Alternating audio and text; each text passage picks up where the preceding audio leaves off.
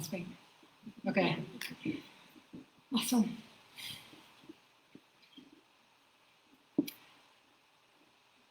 I am a 51-year-old single mom of 2 teen daughters, beginning a new transition in my parenting.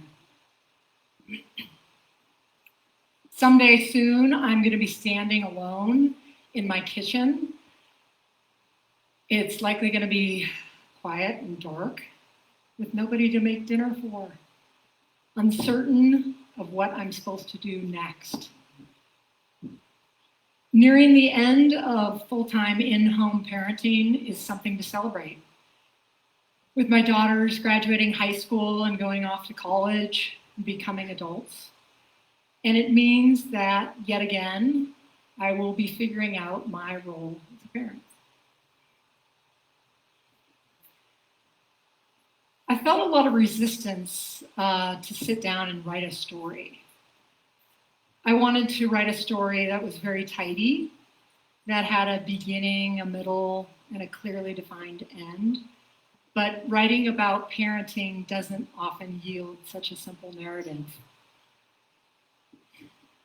I feel vulnerable standing here today to share with you my challenges, my successes, my insecurities, and my failings that parenting has so clearly laid bare for me.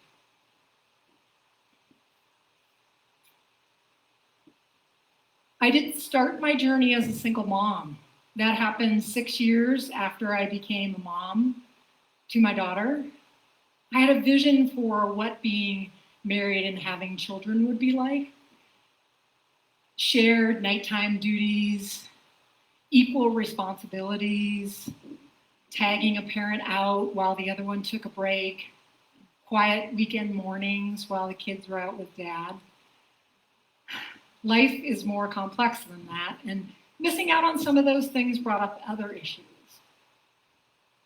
Afraid of the unknown, but more afraid of the status quo of the relational dynamics that I had witnessed in my parents' marriage and was feeling in my marriage. I left the marriage and I started this journey of being a single mom. This time, I had a new vision for myself. Financially viable career, an emotional connection to my children, and an authentic expression of myself, all of which I was in charge of.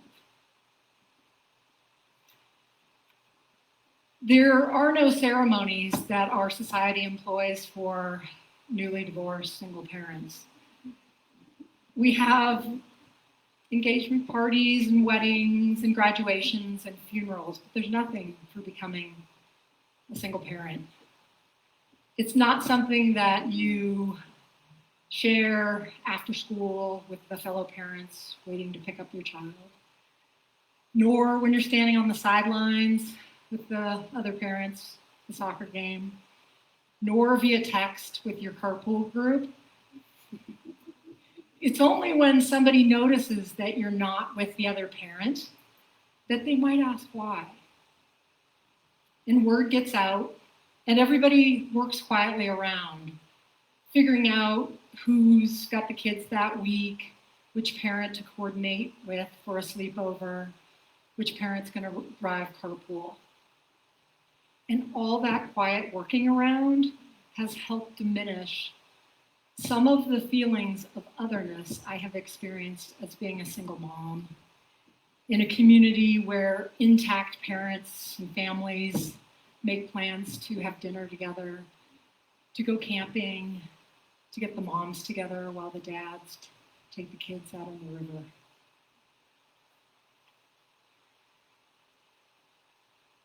I was underemployed when I became a single mom, and it became very clear quickly what that meant. There wasn't going to be any time to go to yoga class in the morning or meet my friends for coffee. I had to find work quickly. And finding work quickly initially wasn't the problem. It was sitting at my rented table in family and graduate housing after I'd put my kids to bed, working my fourth part-time job of the day for $15 an hour, buzzed from eating too much chocolate, that I realized this was not sustainable energetically or financially. And it became clear to me that I really needed to focus on a single skill set. How important it is to start it early in your career, to build a network of people that know your work product, and to not step out of the workforce to care for children. Armed with this list, I started checking the boxes over the course of the next 7 financially lean years. I'm happy to report today that I have landed in a very good spot for myself at a tech company here in Bozeman. It provides well for my children and myself. I'm challenged by it daily, and I'll stick with. And it's getting to this place that I gain tremendous confidence in my abilities to survive. And it has helped diminish some of that feeling of otherness that I have experienced as a single mom and now a woman in the tech sector.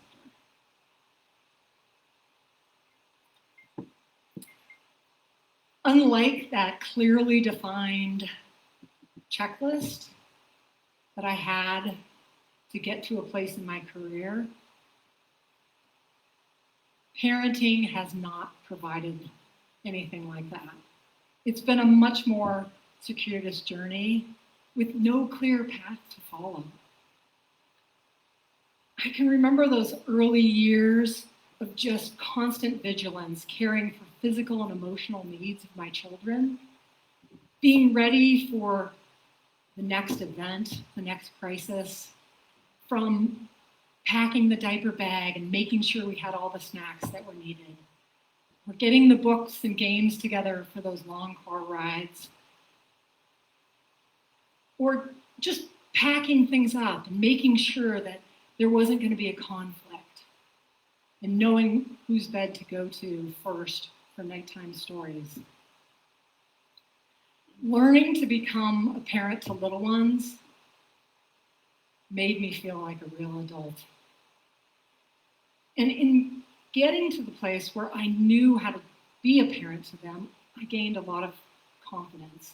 It's something that I like to feel confident in my abilities.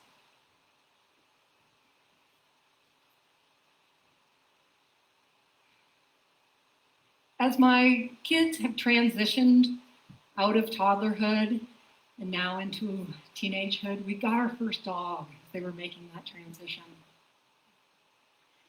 We got this dog from the shelter out in the Anaconda. We love this dog, and my children, my daughters love this dog. And not having had dogs before, I quickly learned, and I continue to experience with both our dogs, because we now have 2 dogs, that having dogs is a lot like having toddlers, except that they don't grow up. They follow me everywhere, just like my toddlers did, just like my shadow. And they get into mischief. And the most common mischief they get into is chasing dogs or chasing deer. I can see it in my dog's body language when he's caught the scent of deer. He just stops, his ears go up, his nose goes in the direction of the smell, and if I can distract him right then, he might not run off. But most of the time, I don't catch it, and off he goes with the other dog following close behind. In that moment, as they run away, I feel this response in my body. It just happens unconsciously, and it doesn't feel very good. It's a mixture of shame, embarrassment, and rage. And it's actually really familiar. In fact, I'm hesitant to admit that it's the same feeling I felt when I was tapped out from being a single mom to little kids, and they were melting down in public at the grocery store, or they were refusing to eat the food I had spent precious time preparing for them, or we were late getting out the door and I couldn't find the shoes.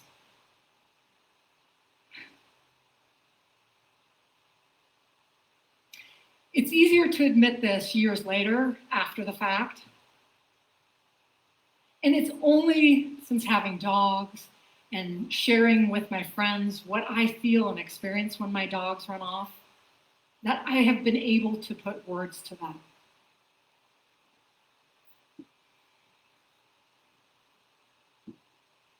What I feel now with my parenting is not like what I used to experience or what I do experience with my dogs. It's something different. In fact, I have teens now, so the roles have changed a bit.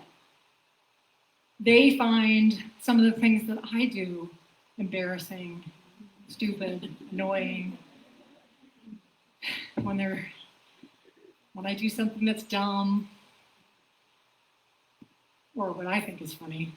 And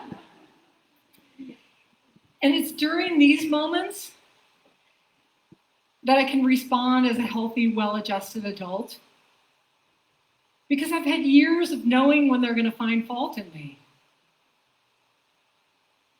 I can laugh off their criticisms, knowing I'm doing the best I can, and that I'll continue to make mistakes or faux pas as my children and teens differentiate from me in their growth towards being an adult. It's the other times, though, when I get triggered, shut down, and I feel sorry for myself, that rock me to my core. In a recent episode, as I sat in a dark, cold car with my daughter, who was sharing passionately with me about how I had let her down yet again for something that I hadn't gotten to that I promised I would get to long ago, I waited impatiently for the moment I could interrupt her. Even though I know that doesn't work, it never does. I wanted to defend myself. I wanted to make her wrong. And I wanted to hurt her the way I was starting to feel hurt.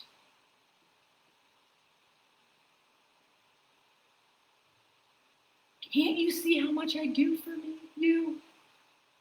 Can't you see I'm trying? Can't you see all the ways that I am following through? I want to say.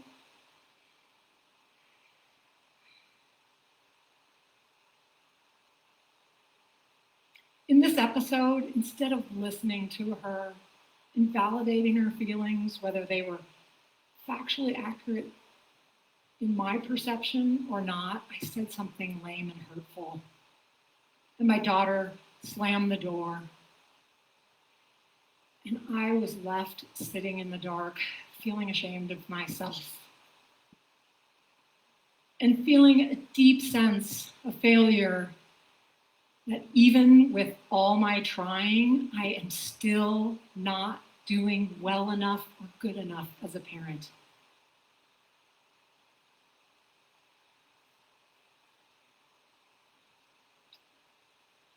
I dragged myself into the house.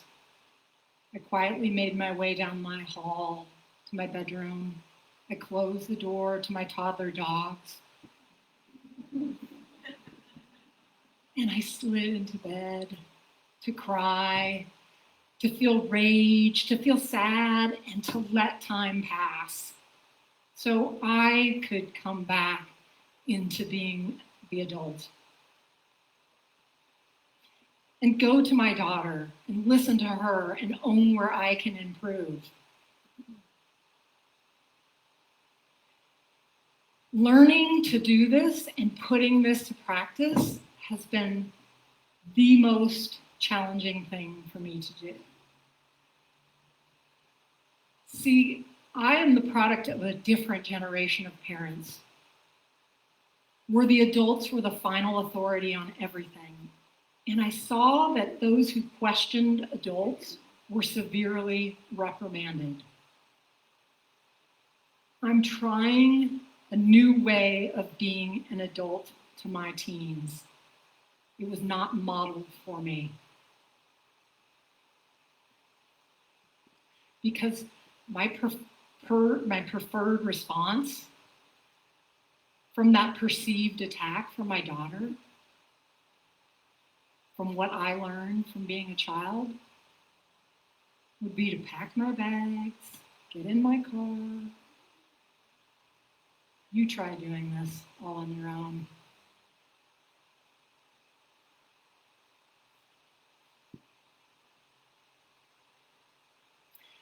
Learning new skills and putting them to practice takes time. And it takes days. And in these episodes, sometimes it takes phone calls with friends and family to really bring me back into being an adult so I can really listen to my daughter's messages. So far, I've been able to do it.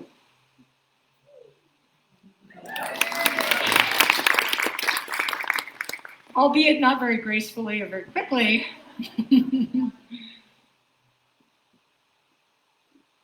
But each time it gets easier. And like a habit you learn to do with your body, like learning to swim butterfly stroke at age 40. My daughters know that. They were there for that. Practice does make improvement.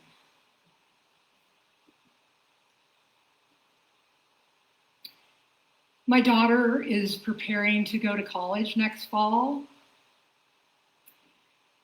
This last year,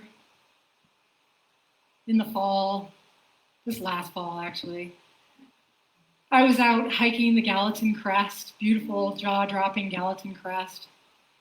At that time of year when you've just got those last few warm fall days, the grass is brown, the alpine flowers have dried up.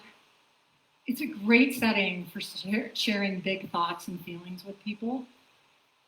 And a fellow mom, Sarah, had just dropped her daughter off at college. And she simply stated to me that next year, when I dropped my daughter off at college, I would break my own heart.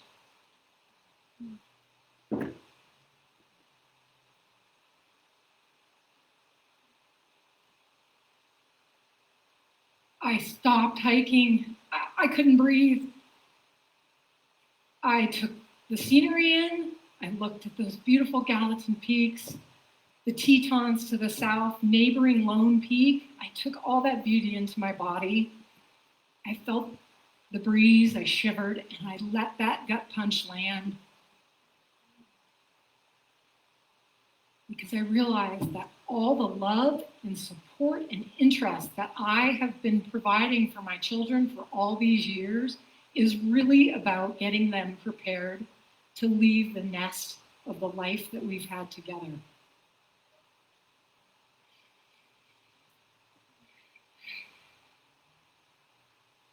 And so, as I've done before, I'll do again. I'll learn to adapt and grow and change for this new stage of parenting.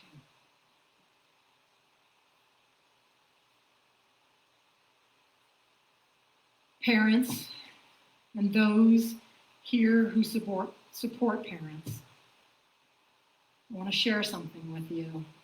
You can do this.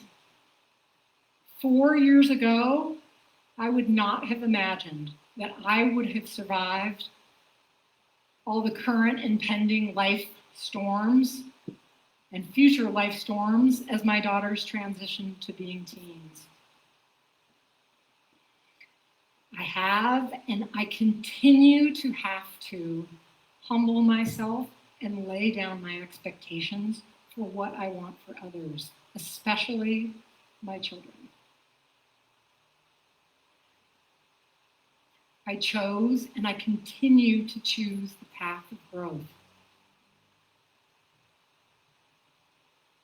I challenge you to look at those places that upset you, that frustrate you, that make you angry, that make you want to run away in your parenting. Those are the places that you can learn to grow. There isn't a cookie-cutter approach to parenting.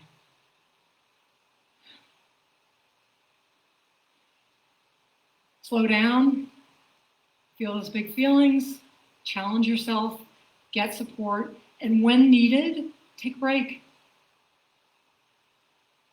We are all on this journey together. All the best to all of us. Thank you.